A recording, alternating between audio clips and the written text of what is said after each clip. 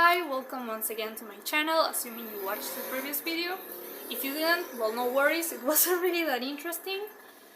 Today I will be talking about Arabella, the book by Georgette Hay, which is one of my all-time favorites. Before we get to that, however, there are two things I wanted to tell you. The first one being that fortunately, after checking the other video, once I had uploaded it, it looked much better than what the preview had showed me. I mean, I had prepared myself for an awful video, really shitty, but it got fixed, the quality got fixed somehow. I don't know if it was a YouTube bug or something, but I'm not complaining since now it looks good.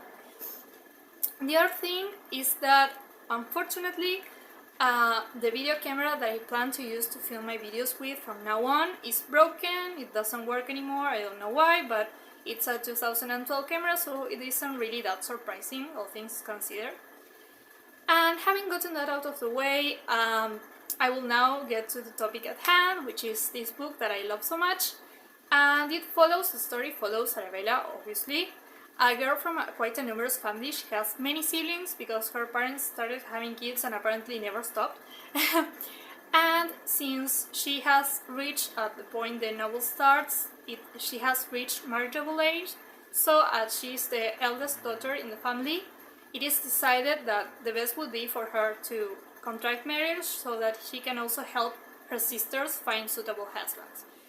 And with this in mind, her mother, who named Arabella after a girl that she knew in school, she's Arabella's godmother, she sends a letter to this old friend that she hasn't seen in many years, asking if she can sponsor Arabella for a season. And as this woman doesn't have any daughters of her own, she only has a son, she's quite happy to accept, and it is decided then that Arabella will officially go to London. She starts her journey with a governess that worked in the neighborhood, for someone in the neighborhood, and they go in a carriage, quite an old carriage provided by her uncle, by Arabella's uncle, and their journey is quite uneventful until a wheel breaks and they are forced to stop in the middle of the road. But as luck would have it, they stop at the hunting lodge of a really wealthy man, a man called Robert Dumouris, an extremely wealthy man at that. And Arabella decides to knock on the door. She is more daring than the governess, who is pretty subsided. She decides to knock on the door and ask if they can spend there a little while until the driver of the carriage can go and get help and replace the wheel.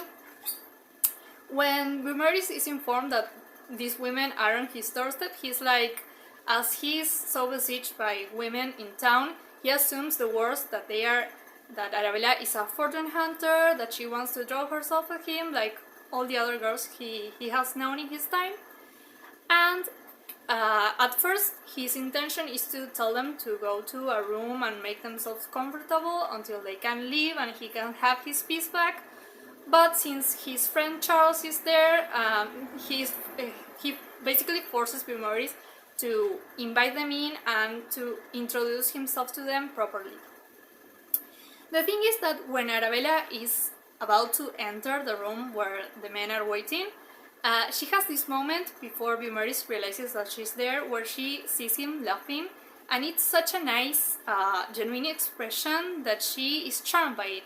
The thing is that the moment that she is seen by him, this expression absolutely vanishes, and she's pissed off because she doesn't realize what she's done for him to become suddenly cold. And I mean, she can complain that he isn't polite, but there's still that awful distance that annoys her. So after Dumouris invites them to dinner, also as per Charles' insistence, they have this moment where he tells them if they don't want to go to a little room to refresh themselves, to arrange their coiffure and their clothes and that kind of thing.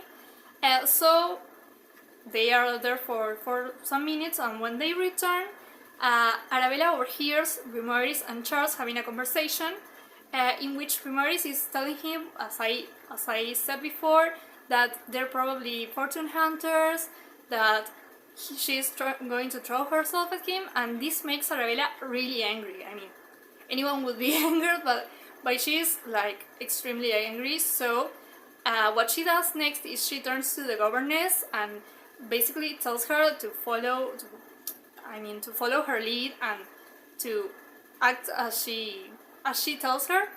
And she goes into the room again and starts acting like she goes on a diatribe. She's a really a wealthy woman, that she's escaping the advances of many men in the country who are trying to get her to marry them. And the funny thing is that Vimeris realizes immediately that she's lying. I mean, he doesn't buy it for a single minute. So, but he lets her go on and pretends to believe her. So they go to dinner, blah blah blah. And when it's time to part ways, because Vimeris had the foresight to tell a man, one of his employees, to go where the carriage was going to be fixed and say that he was the one who needed it fixed, so it was done in a trice. And, well, when they are going to leave, Vimeris tells Arabella that he is going to seek her out at her godmother's house when he returns to London, because he was also planning to return quite soon. Arabella doesn't believe him because, I mean, it's a guy that she's never seen before in her life, who is quite wealthy. Why would he care about her in particular to, like, want to further an acquaintanceship with her? Regardless of her beliefs, Vimeris indeed does seek her out once they are both in town. But before he goes to town, at the time when she's leaving in the carriage, he is left with Charles, and Charles like asks him if he knows of the talents of Arabella's family, and Vimeris tells him something like he has some knowledge of them. I mean, not acquainted, but like, yeah, they are quite wealthy. I mean, it's a complete lie. But as he knows that Charles is a prattle that is going to spread the tale the moment he leaves, he tells him that because he wants to amuse himself. And, well, when he finally does meet Arabella again, he starts to like paying special attention to her, and she becomes a sensation because as he's this person who is like a referent in society, I mean, people copy him, he's so elegant and so rich, and he's a kind of paragon. So Arabella, who isn't at all dumb, realizes that he must be up to something. I mean, why would he single her out suddenly and like pay her compliments, inviting her to go riding, like that kind of thing? And at the same time, Vimeris realizes that she isn't taken in by this little act of his, like treating her as if she were special, as if he were kind of not fully courting her, but like flirting with her. She follows his lead, but she isn't fooled by him. And this quite charms him also.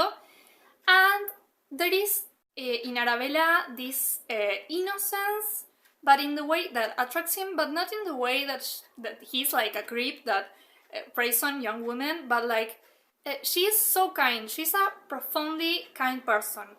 I mean, she believes in the importance of helping people, of treating everybody with respect. I mean, from servants, I mean, everyone. She also forces Vimeris to adopt a little mongrel dog, and it's wonderful.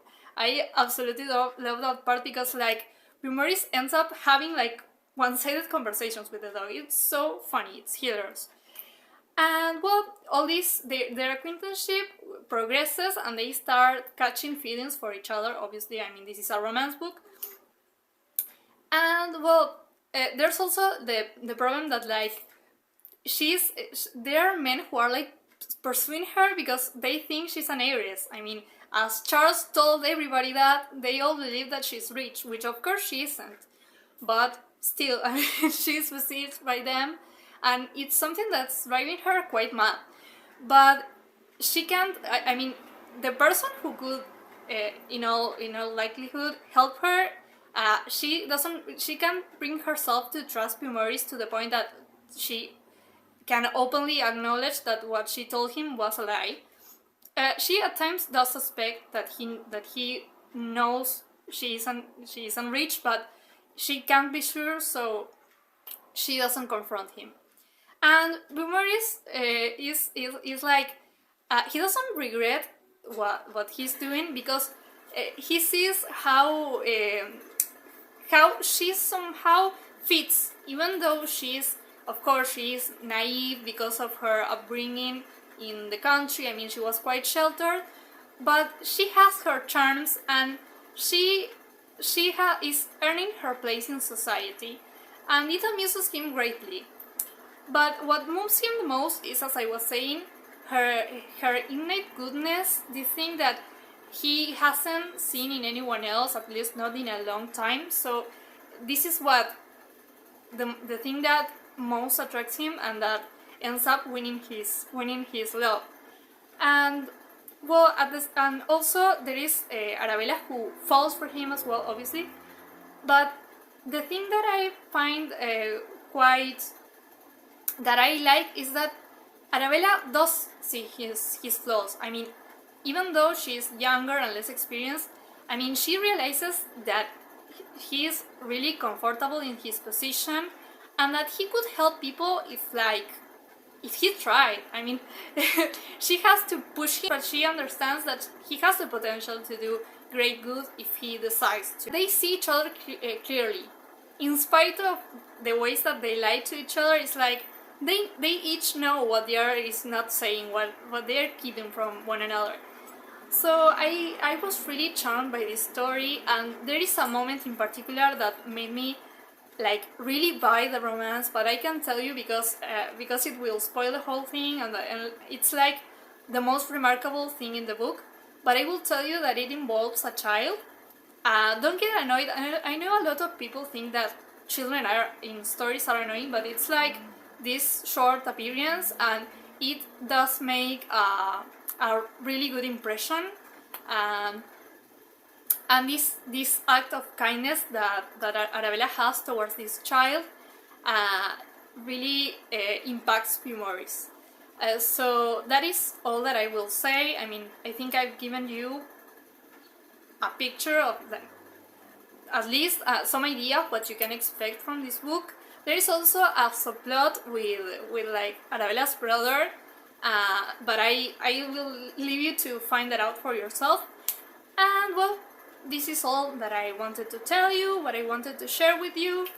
I hope that this entices you and makes you want to read the book, because again, I am pleading with you to read it, because I have like maybe 3 online friends who have read it after I really annoyed them to do it.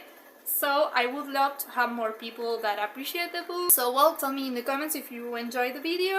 If you didn't, well, I'm really sorry, and I hope you will like the next one better. And well, goodbye.